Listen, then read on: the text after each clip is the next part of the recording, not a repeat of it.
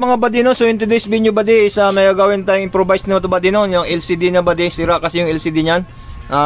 Nabiyak. So yung LCD na biyak buddy, oh. Biyak yan eh.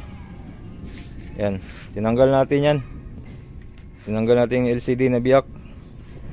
Pero okay yung board, yung backlight okay. So ang ginawa ko, natin, lagay natin sa shop, no? Yan. So i-on natin buddy.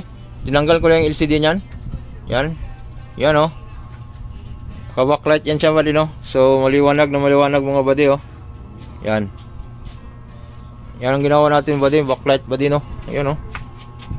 Sa TV yan mga buddy, no? Yan, oh. Yan, sa TV yan. Tinanggal natin yung LCD kasi nabiyak. Kaya backlight lang ginamit natin dyan. Yan, oh. Yan, oh. Mga backlight. Kasi okay pa naman ang backlight yan eh.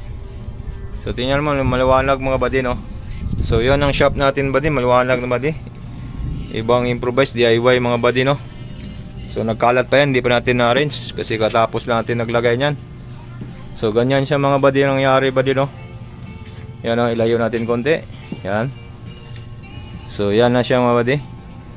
So simple lang mga buddy, pag may sira yung mga lead ng mga backlight, sira na ano, mga LCD na nabiyak, mga ganon. Tanggalin nyo yung LCD na yun. Tapos backlight na lang ano nyo. Yan, o. Backlight na lang ang paggamitin na pagganahin, no. So okay na siya buddy. Ganyan lang buddy, no. Tipid na tayo sa ano, maliwanag naman yan eh, oh. Yan. So yan ang idea natin buddy, para less gasto na tayo, no. Yan, o. Okay.